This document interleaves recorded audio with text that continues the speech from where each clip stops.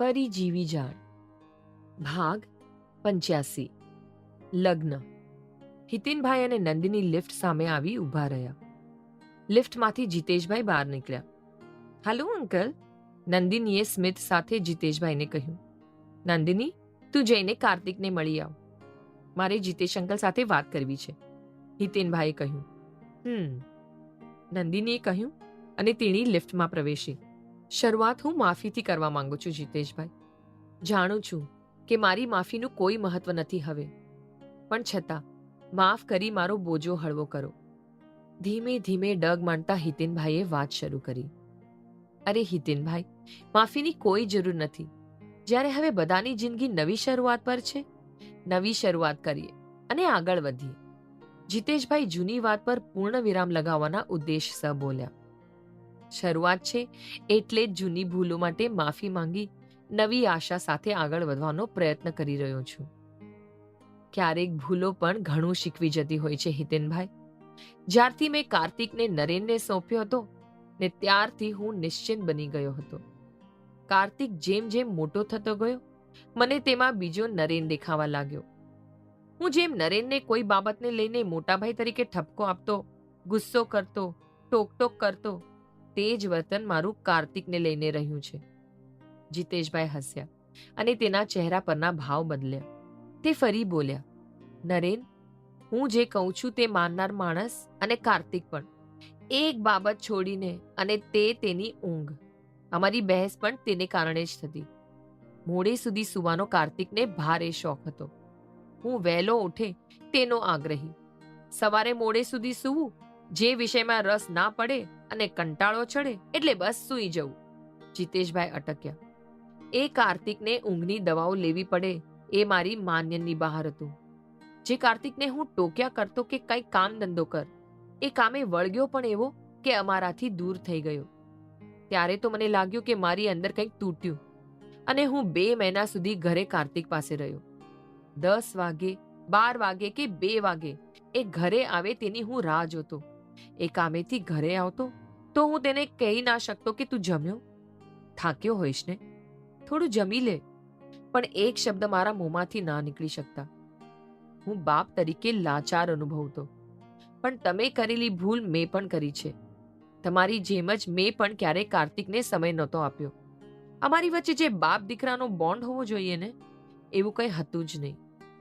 જીતેશભાઈ સચ્ચાઈનો સ્વીકાર કરી રહ્યા હતા. નહીં, તમે સમય ના આપ્યો કારણ કે તમે જાણતા હતા કે નરેન સંગીતા બધું સંભાળી લેશે. બાકી આજકાલ સગાભાઈનો ભરોસો તોડતો માણસ પણ વસે છે આ દુનિયામાં. તમારું આદર્શ પરિવાર ઉદાહરણ છે, જે આજના સમાજ માટે અને એ પરિવારનો હિસ્સો બને છે મારી દીકરી. આનાથી વિશેષ હવે મારે કાંઈ નથી જોતું, હિતેનભાઈએ હસીને કહ્યું.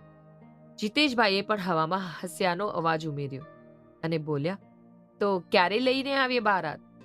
અરે, થોડો સમય હું મારી દીકરી સાથે વિતાવી લઉં, પછી એ ભલે તમારા ઘરની વહુ બની જતી. ના, હવે ખોટો સમય ના વેડફો. હું નિવૃત્ત થતા પહેલા દાદા બની જવા માંગુ છું. જીતેશભાઈ ચાલતા અટક્યા. હિતેનભાઈના ડગ પણ રોકાયા. નાના તો હું પણ બનવા ઈચ્છું છું.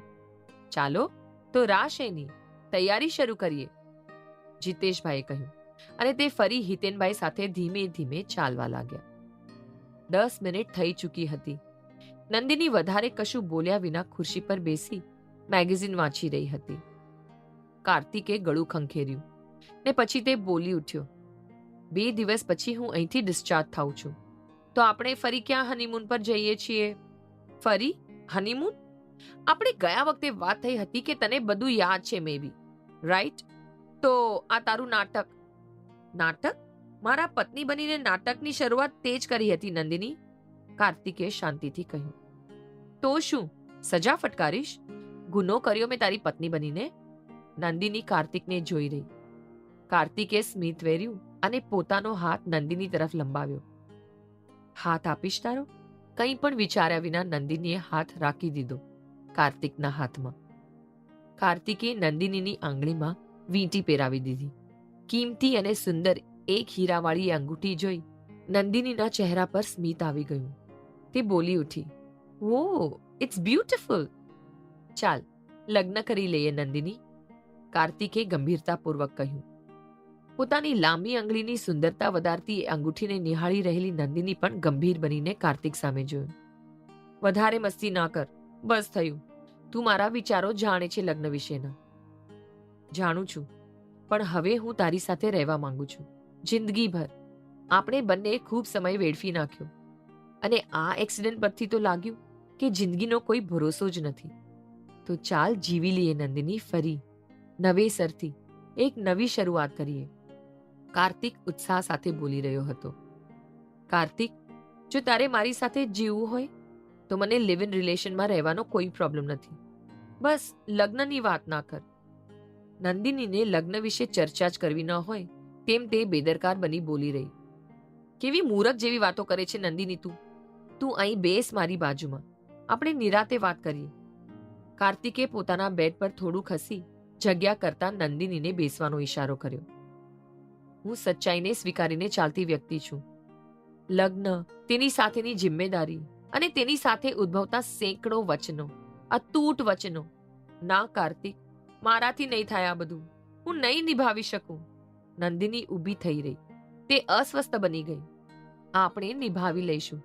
હું તારી સાથે હોઈશ ને, તો પછી તું કઈ વાતથી ડરે છે નંદિની? કાર્તિક હજુ પણ વિશ્વાસ સાથે નંદિનીને મનાવવાનો પ્રયત્ન કરી રહ્યો. ડરું છું તો ડરું છું. નહીં થાય તો નહીં થાય. તું સમજ.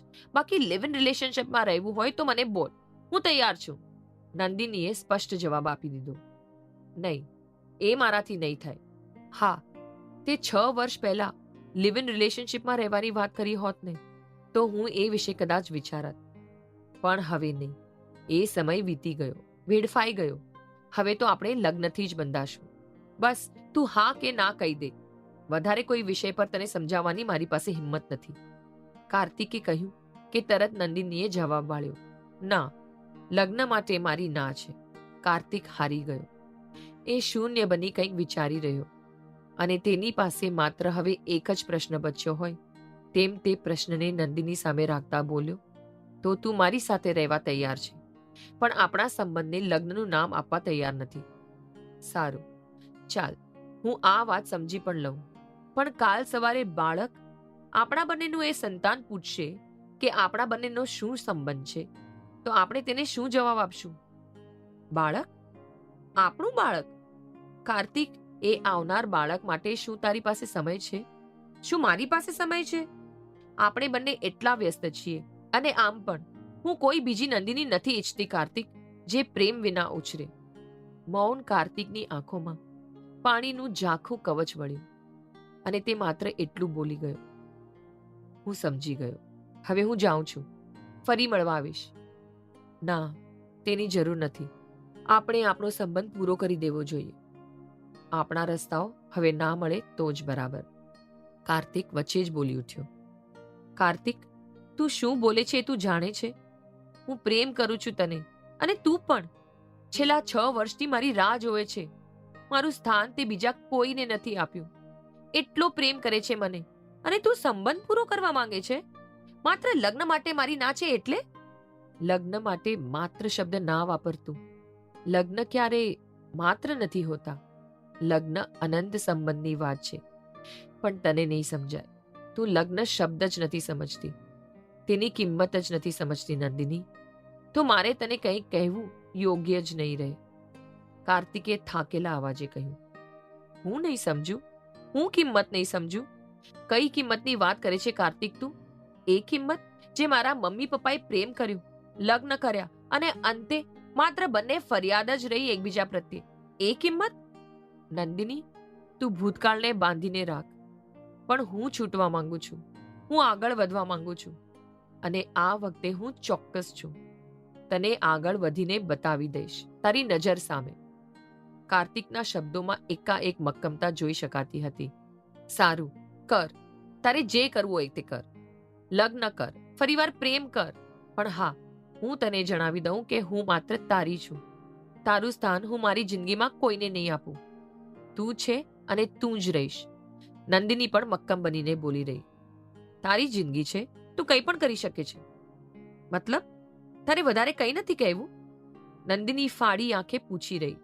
નહીં, અને મતલબ એ જ કે આપણી આ વાર્તા અહીંયા જ પૂર્ણ. The end. કાર્તિકે નજર બદલી લીધી. સાચે કાર્તિક, હું જતી રહીશ.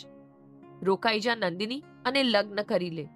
એ મારાથી નહીં બને કાર્તિક, સોરી. નંદિની ગળામાં ભરાયેલા ડૂમા સાથે બોલી. કાર્તિકે નંદિની સામે ના જોયું. નંદિનીએ ગળે થોડું થૂંકોતાર્યું અને ધીમે ધીમે જવા લાગી. કાર્તિક તેને રોકશે એ આશા સાથે એ એક એક ડગ માંડતી હતી, પણ કાર્તિકે તેને ના રોકી.